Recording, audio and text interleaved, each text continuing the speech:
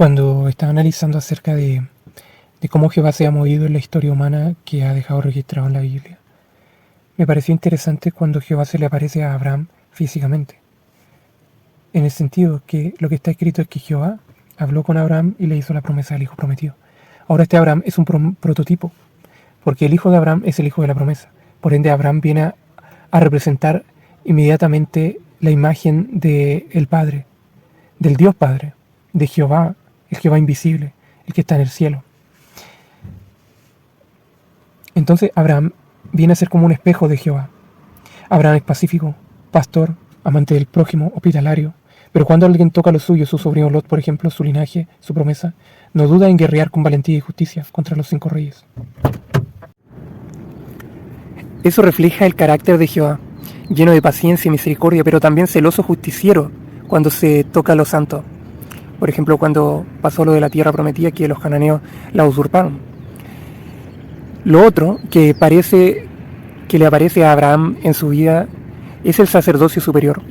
El sacerdocio que la Biblia le llama el sacerdocio de Melquisedec. Él aparece después de la guerra, que cuando libera a Lot, aparece con pan y vino. Y eso es un símbolo de lo eterno, de lo esencial. El pan como sustento del cuerpo y el vino como sangre, como vida. Este sacerdocio es anterior y más alto que el levítico, que el arónico. No está basado en la genealogía, sino en un pacto divino, un pacto eterno de lo humano con lo divino. Abraham, al dar el diezmo del botín, reconoce que lo que tiene no es suyo, sino que viene del Altísimo. En la serie de Génesis, cuando narra la historia de Abraham, aparecen incluso ángeles en la serie, en el video, donde le ayudan en la guerra de Abraham. Jehová también se muestra en la sencillez. El vino ya se mostró antes con Noé, pero en Abraham y Melquisedec se revela con claridad como señal del pacto. Jehová no se presenta con cosas recargadas, sino con la simpleza, lo esencial que sostiene la vida, el pan y el vino, símbolo del nuevo pacto de Jesucristo. Ahora también la matemática de Jehová en cuanto a la economía. El diezmo, que después se integró en la ley de Moisés, fue una señal de Abraham al sacerdocio de Melquisedec como una ofrenda, un lenguaje de orden, de estructura espiritual. Además, el número de los 318 siervos que fueron a Abraham a la guerra también es un simbolismo numérico. No es un ejército solamente pequeño, es un mensaje de que lo justo, lo ordenado y lo bendecido vence a las multitudes, en este caso a los 5 reyes. Pero Jehová se manifiesta también como pacífico, aunque sea guerrero. Jehová, a través de Abraham, busca la paz con el entorno. Ahora bien, cuando Abraham va a buscar y compra lo que se llama la tumba de los patriarcas en Hebrón, él negocia. Se la quieren regalar a Abraham los cananeos, pero Abraham se la compra con un precio justo. Y ahí se gesta la tumba de Abraham, de Sara, de Isaac y también de Jacob, Israel. Jehová es interesante. Cuando él declara, mía es la venganza, yo pagaré, está estableciendo de que el humano por sí mismo no debe hacer venganza, sino que él establece la venganza para él mismo. Por ende, nos establece a nosotros como pacíficos, y cuando él interviene, tanto en Sodoma como en la guerra de Abraham, él interviene para hacer justicia, para no propagar un virus de pecado en el planeta Tierra, y menos en la tierra que él había elegido y se la estaba dando en ese momento a Abraham. Abraham no es solo un patriarca, sino que también es un reflejo viviente del carácter de Jehová. Él, como Abraham, es el padre, el padre del hijo prometido, el pastor pacífico, el hombre de los pactos, pero también es un guerrero justo cuando lo sagrado se toca. Y ahora vamos a ver cómo se manifiesta esta paternidad, este Jehová, el Padre, el Dios invisible, es reflejado en el carácter de Abraham. Abraham recibe promesas. Cuando viene Jehová y se le presenta, recibe promesas que en realidad son profecías de Yeshua, de Jesús, el Hijo prometido, el pacto eterno, la circuncisión al 8º día. Todo eso es establecido tanto en Isaac, el hijo de la promesa, como en Jesús. Jehová, como lo vamos a ver en el estudio de los dos Jehová, el Jehová invisible y el Jehová visible, en este caso el Jehová invisible es el Padre, que engendró al Jehová visible. En este caso es Jesús, el que se está presentando delante de Abraham, está escrito que es Jehová. Entonces, ese Jehová visible es Jesús preencarnado. Habla con Abraham y al mismo tiempo profetiza lo que él hará él mismo en la descendencia de Abraham. O sea, se le está presentando el futuro. 2000 años después iban a ser ese que se le estaba presentando, pero ese Jesús ya existía desde los días de la eternidad, como dice Miqueas 5:2. Así Abraham se convierte en un tipo de Jehová Padre, mientras que Isaac es un tipo de Jesús, el Hijo de Jehová. Por eso el hijo de la promesa, Isaac, no es simplemente un hijo humano, sino es la sombra profética del Hijo eterno, del Hijo de la promesa. Y también la circuncisión al 8º día es una señal de un nuevo comienzo, porque ya había tenido el primer hijo Abraham, que era Ismael, pero no se estableció el pacto de la señal de la circuncisión. En la circuncisión se establece cuando nace el hijo de la promesa, y dice, y lo circuncidarás al 8º día. Y todos, los adultos, los jóvenes y los niños, tuvieron que circuncidarse.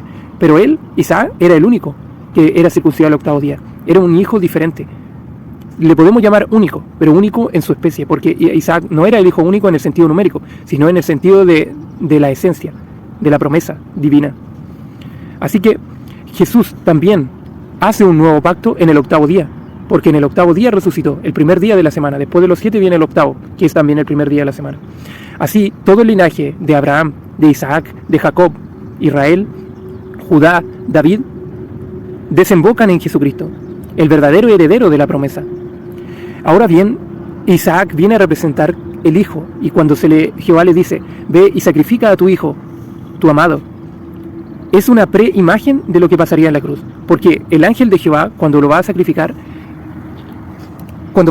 a Abraham, a Isaac, él camina en camino de 3 días al monte Moriah, el mismo lugar donde fue crucificado Jesús, y Isaac lleva la madera para la leña, la lleva en su hombro. Así mismo Jesús también lo hizo.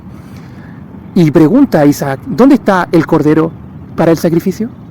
Y es como que 2000 años después viene Juan el Bautista y dice, ahí está el cordero. Entonces Jehová se antecede, hace una figura, o sea que uno lo puede ver hoy en día con las escrituras, ver cómo la mente de Jehová se proyectaba en los hechos de Abraham. Y cuando lo va a sacrificar, ¿qué le dice? No lo hagas. El ángel le dice. Era una profecía viviente. Isaac no debía morir, porque el verdadero hijo sería entregado después. Jehová ensaya con Abraham lo mismo que él haría 2000 años después, entregar a su hijo y a la vez ser él mismo el hijo entregado. Por eso en la cruz Jesús es sacrificado y su sangre cae sobre el propiciatorio también del arca, cumpliendo lo que antes solo se representaba con animales. Entonces, este sacrificio es bajo un orden superior, el orden del sacerdocio de Melquisedec. Es interesante que en todas las religiones solo haya un sacerdocio y no hayan profecías tal como lo anuncia. Antes de establecer el sacerdocio levítico, estableció el sacerdocio de Melquisedec, que es confirmado con David, que es encarnado con Jesucristo. Este sacerdocio es el que es bendecido. Por eso Abraham es prototipo del Padre y el Hijo. Melquisedec es una figura del Mesías. No tiene genealogía, sin principio ni final, con sacerdocio que está fuera del tiempo, de los 7 milenios que es dado a la humanidad, de la creación de este planeta.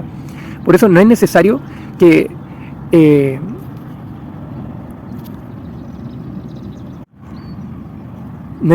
sea literalmente Jesús el que está haciéndolo, pero es el Espíritu de Yeshua que está representándose en Isaac. Luego de la resurrección y la ascensión, Jesús se convierte en el verdadero sumo sacerdote en el templo celestial. ¿Por qué?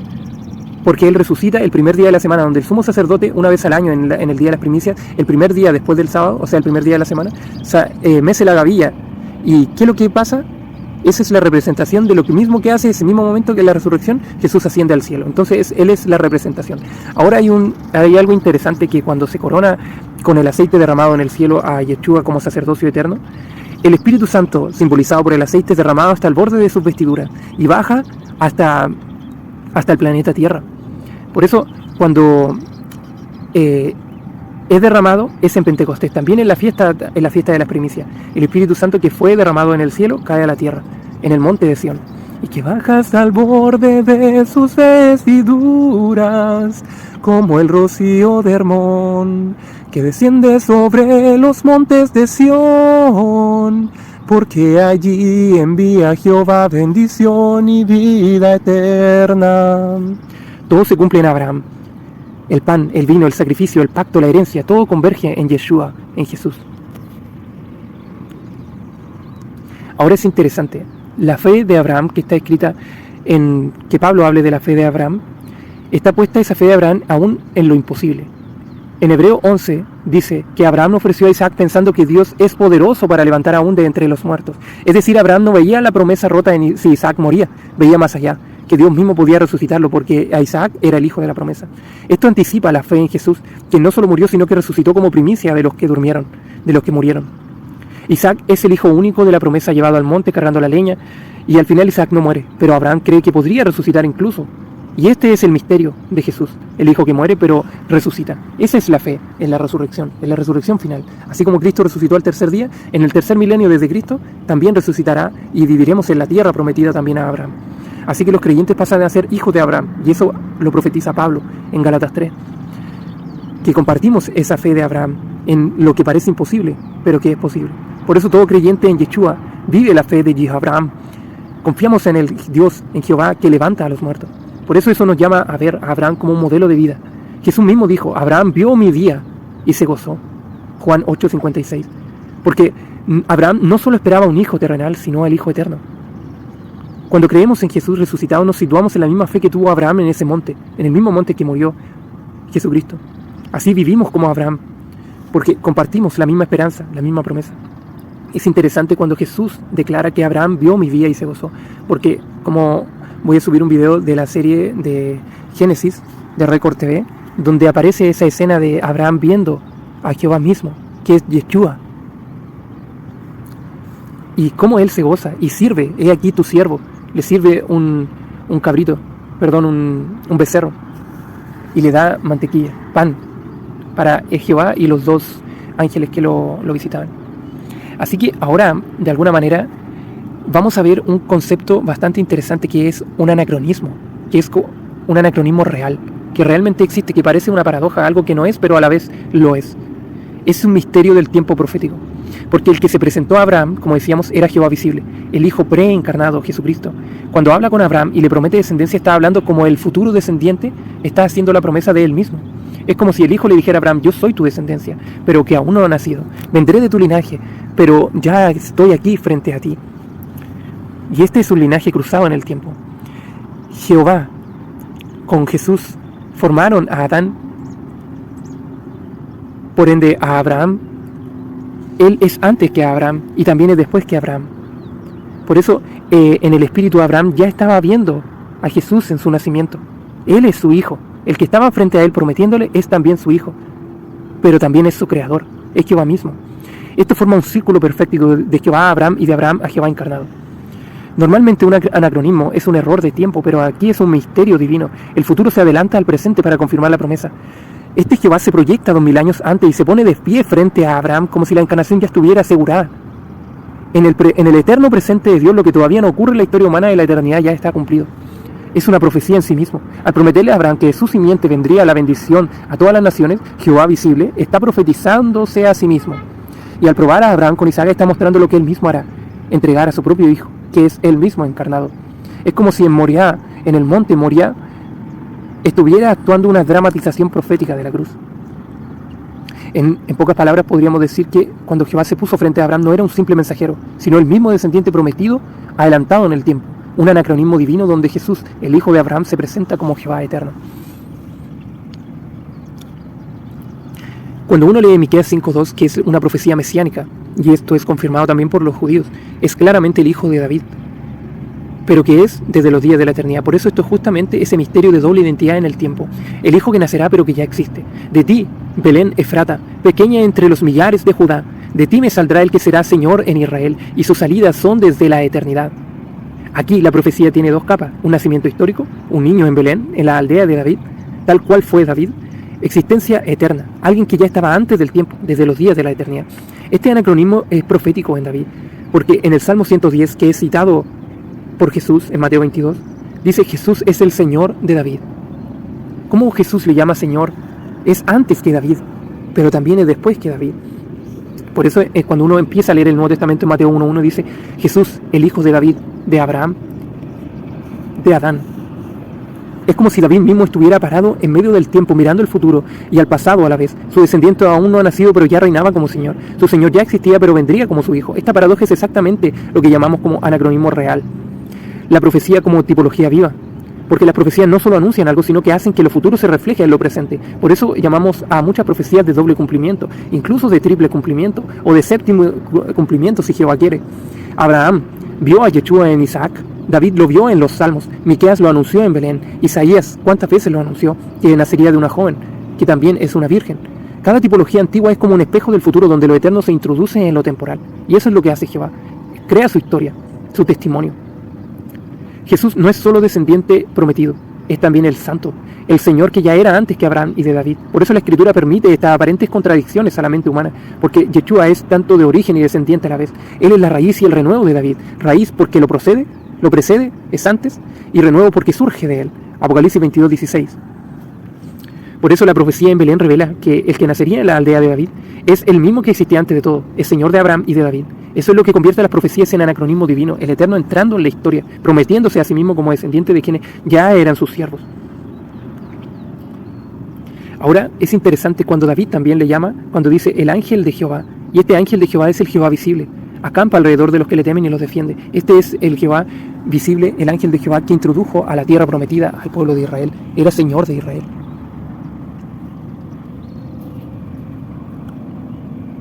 Por eso concluimos que Jehová, en Abraham, podemos ver cada historia de Abraham y vemos el carácter de Jehová. Es muy, muy hermosa la historia de Abraham, es extensa también, porque él tiene primero a Ismael, de los ismaelitas, que nacen después los árabes y los musulmanes, se proclaman ser hijos de Abraham, y Isaac y el linaje de toda la Biblia.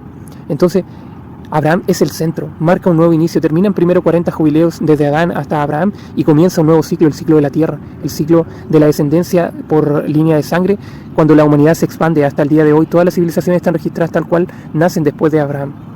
Entonces, Abraham, como decíamos, es un tipo de Jehová, el Padre.